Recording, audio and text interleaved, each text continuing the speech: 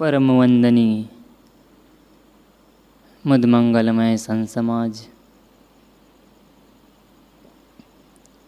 नियमानुसार कुछ देर निवेदन प्रस्तुत है। हमारे मनुष्य जीवन में संबंध की बड़ी उपयोगिता है। जब तक हमारा संबंध ठीक नहीं होता है,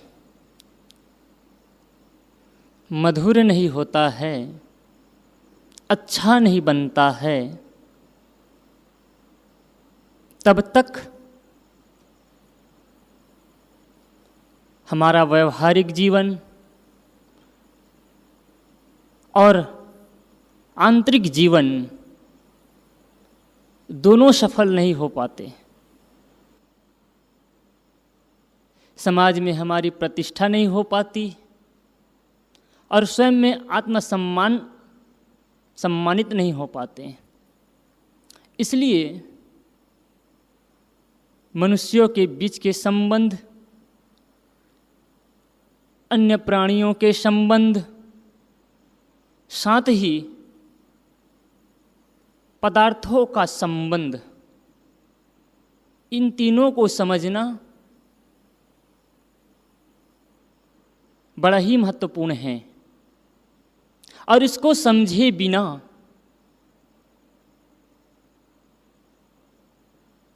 ठीक ढंग से,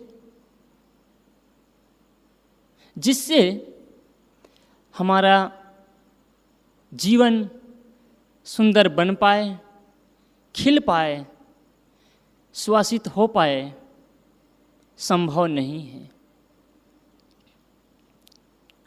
इसलिए आइए इस संबंध की करवाहट पर और इसकी मधुरता पर थोड़ी चर्चा करें। संबंध की कड़वाहट पना, रिश्तों की टूटती कड़ी, देश और समाज में हिंसा पनपना,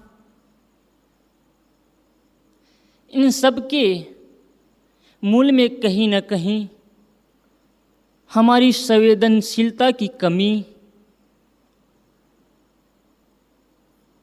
संवेदना का अभाव। इसलिए एक जगह एक साथ रहने के बावजूद हमारे रिश्तों में, संबंधों में मधुरता नहीं आ पाती। हम साथ होकर के भी वैसे ही होते हैं जैसे वाटरप्रूफ मशीन को पानी में डाल देने के बाद भी वह मशीन बेअसर होती है, पानी का कोई प्रभाव नहीं पड़ता है। वैसे ही हम संबंधों के बीच होकर के, अपनों के बीच होकर के भी उससे अलग होते हैं। ऐसा लगता है हजारों के बीच में भी हम अकेले हैं। आत्महत्या का कारण भी एक यही है। आदमी समाज में जीता है, परिवार के सारे संबंध है, पत्नी है, बच्चे हैं, भाई हैं, भावज हैं, माता पिता, सब कुछ है, खाने पीने की कोई कमी नहीं है। लेकिन संबंध मधुर न होने की वजह से जीवन इतना बोझिल हो जाता है, इतना भारी हो जाता है, सह पाना कठिन होता है। एक साथ होने के बाद भी ऐसा एहसास होता है कि दुनिया में मेरा कोई नहीं है। ऐसा क्यों?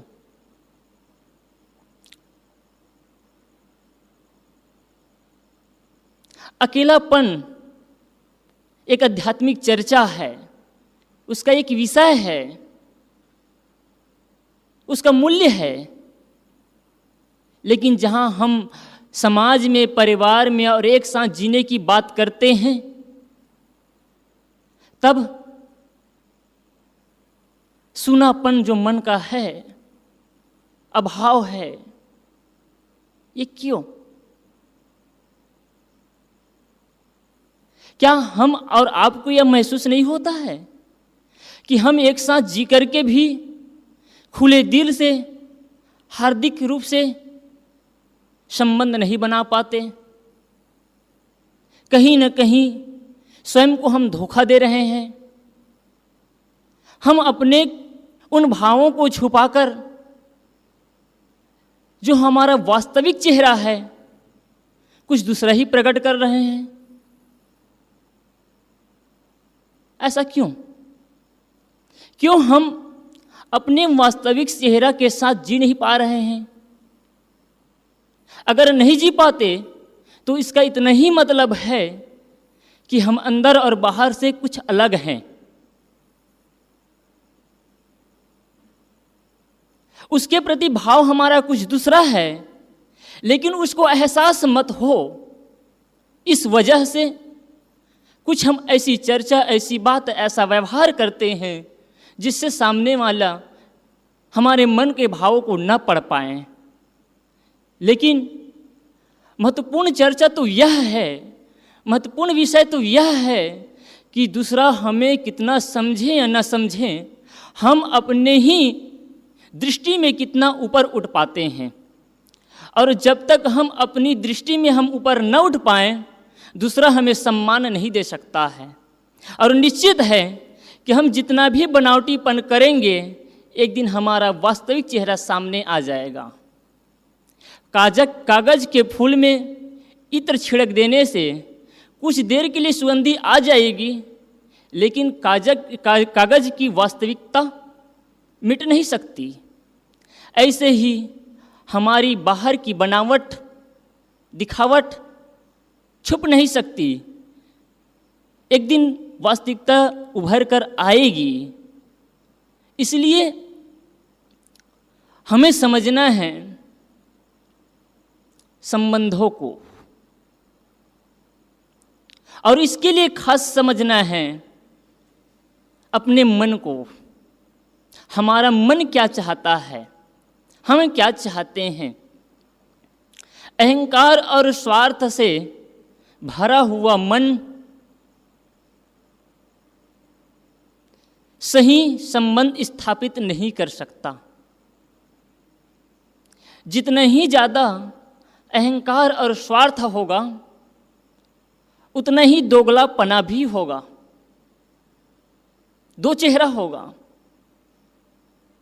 जो निस्वार्थ और विनम्र होता है, उसका चेहरा साफ होता है, उसका व्यवहार साफ होता है, क्योंकि वह अंदर और बाहर से एक होता है।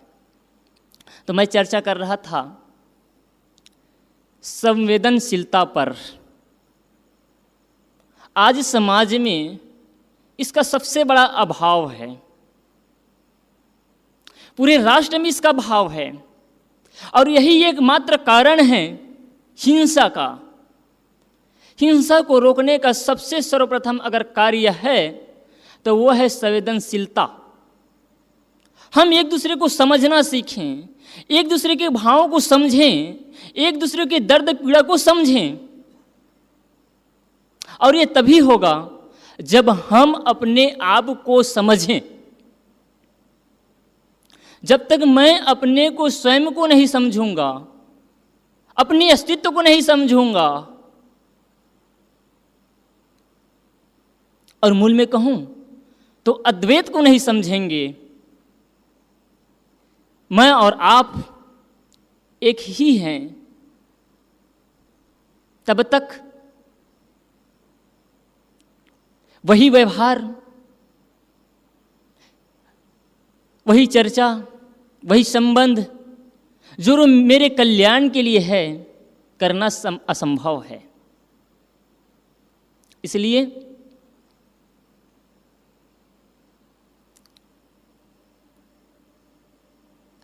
अपने को समझना महत्वपूर्ण है और अपने को समझने में ही संबंध मधुर हो सकता है। हमें केवल जानकारी है, समझ नहीं है। समझ और जानकारी में बहुत बड़ा अंतर है, उतना ही अंतर जितना धरती और आकाश में है। जानकारी केवल कागज में लिखे हुए अक्षर के समान है।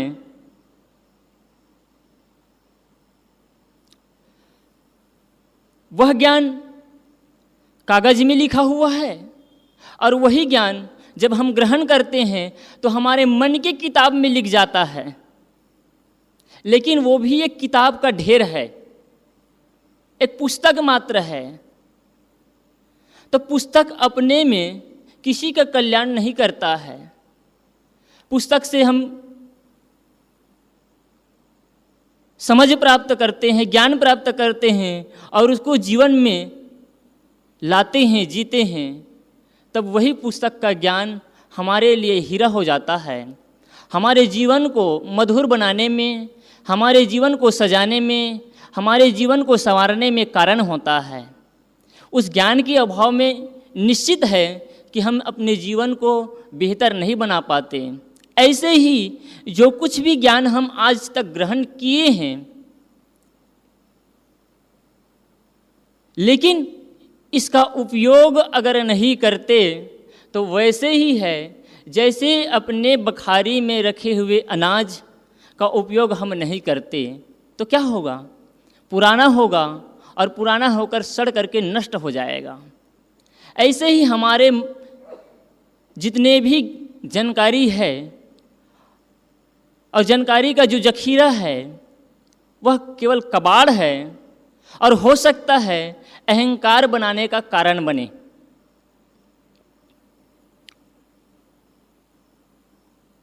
तो मैं प्रारंभ किया संबंध पर। संबंध को मधुर बनाने के लिए कुछ महत्वपूर्ण चर्चा है जिसके लिए अभी पर्याप्त समय नहीं है। मैं मुख्य बिंदु पर आऊं, वो यह है कि हम एक दूसरे को समझना सीखें और खुले दिल से जो हो हम वो कहने का प्रयास करें। अगर कहने लायक नहीं है तो फिर हम समझें कि जब ये मेरे कहने लायक नहीं है या ये व्यवहार करने लायक नहीं है तो क्यों ना मैं अपने हृदय से इसको निकाल कर फेंक दूं। क्यों मैं इस कचरे को अब तक रखा हूं, क्यों इसको सहेज कर रखा हूं, इसका उपयोगिता क्या है, इसकी आवश्यकता क्या है। जिस चीज की मुझे आवश्यकता नहीं है, जिसके मेरे जीवन के लिए कोई उपयोग नहीं है, उन कबाड़ को बटोर कर मैं करूंगा क्या? तो फिर क्यों ना मैं व्यवहार कुछ दूसरा करता हूं, मन में कुछ दूसरा भाव रखता हूं। ऐसा होना चाहिए जो हो मैं साफ हूं, या फिर जो हम बोलते हैं वैसा बनने का प्रयास करें या जैसा अंदर है वैसा होने का प्रयास करें। तो बेहतर होगा कि हम एक अच्छा दुश्मन बन पाएंगे या फिर एक अच्छा मित्र बन पाएंगे। आज हम न एक दुश्मन बन पा रहे हैं न एक मित्र बन पा रहे हैं, बस धोखा देते चले जा रहे हैं। और यही कारण है सड़न का, दर्द का, जो देश में, समाज में और पूरी दुनिया में जो दर्द है, पीड़ा है, हिंसा है, इसका इतना ही कारण है कि आदमी खुलकर जी नहीं पा रहा है। कहीं भी है केवल दबे दबे, मरे मरे जी रहा है। हमें आवश्यकता है कि हम अपने अंदर के भावों को समझें, दूसरे के दिल को समझने का प्रयास करें और खुलेपन भाव से जिएं।